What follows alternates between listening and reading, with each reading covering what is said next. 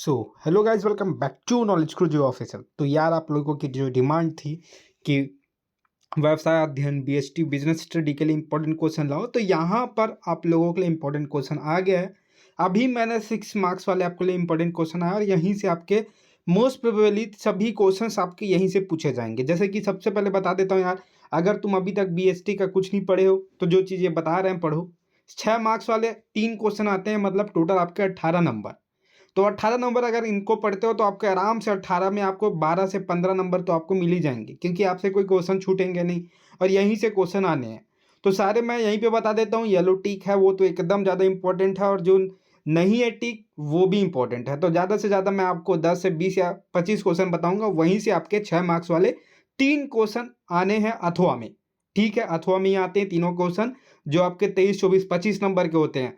और चैनल में नए हो तो चैनल सब्सक्राइब करके बेल आइकन प्रेस करके अपने दोस्तों में वीडियो जरूर शेयर करता है, क्योंकि अगर चाहते हो इसकी 5 नंबर वाली 4 नंबर वाली वीडियो आए तो यार बिल्कुल से शेयर करो यार, थोड़ा सपोर्ट करो ताकि हमें भी मोटिवेशन मिले और आपको भी हम ऐसे ऐसे क्वेश्चंस बना के दें जिसको आप पढ़ते ही अच्छे नंबर ला लो। और तो बात ही अलग है, जो क्वेश्चंस हम दे रहे हैं वो तो फिलहाल पूछे जा रहे हैं। तो अभी हम आगे चलते हैं। यहाँ पे 6 मार्क्स वाले क्वेश्चन है, जो कि पहला क्वेश्चन है, नियोजन की तकनीक या प्रक्रिया का वर्णन कीजिए। हिंदी इंग्लिश में दोनों है, तो किसी को कोई समस्या बिल्कुल नहीं होगी।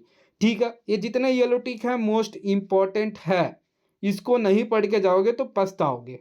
ठीक है, क्योंकि इसको बनाने में कम से कम 4 से 6 घंटे लगे हैं मुझे, क्योंकि मैंने मॉडल पेपर आपके दोनों दोनों जो मॉडल पेपर आते हैं आपके प्रीवियस ईयर, आपके जो आते हैं आपके अभी क्वेश्चन बैंक, और बहुत सारे जो आते हैं आपके सभी तरफ से इसको छांट के निकाला हुआ है।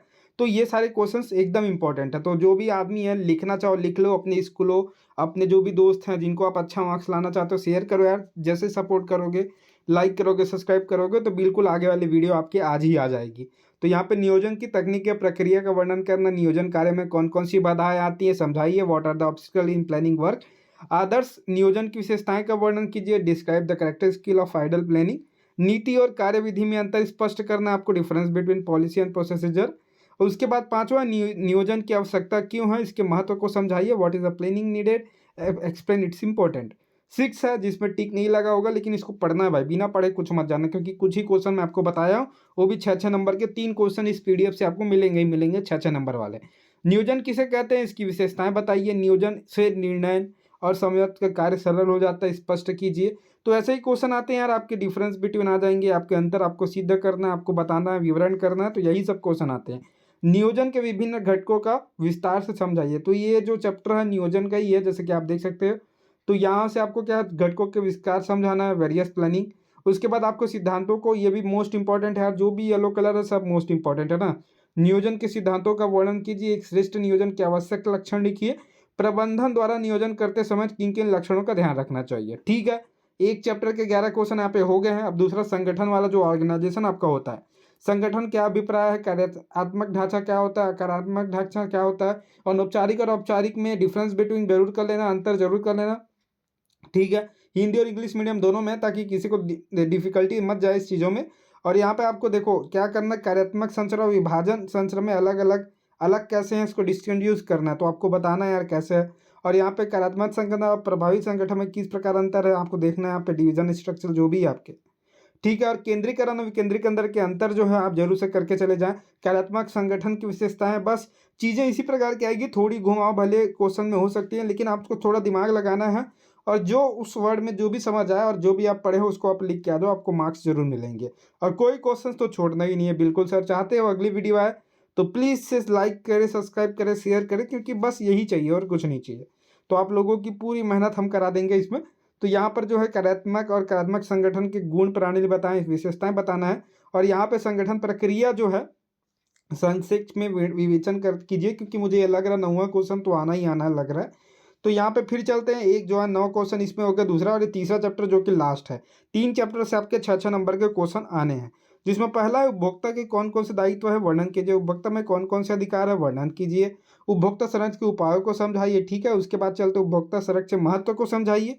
पांचवा है वस्तुओं को खरीदते समय, देखो मेरा 50% खत्म हो गया भाई।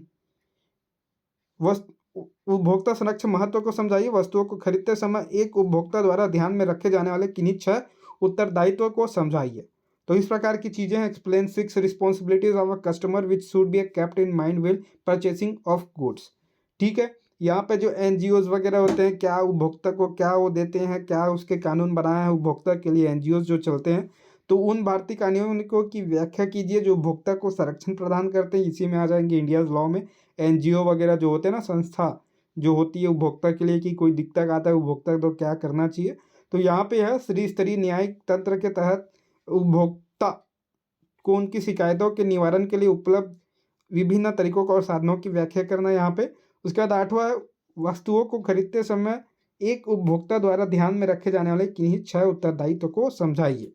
तो यहाँ पर इस प्रकार जो है इसके टोटल आपके 6 नंबर के 3 क्वेश्चन आने वाले हैं, और यहीं को आप पढ़ के जाते हो आपको पक्का अच्छे मार्क्स जो 3 लास्ट के 3 क्वेश्चन है उससे मिल जाएंगे। तो चीज़ें एक प्रकार की होंगी।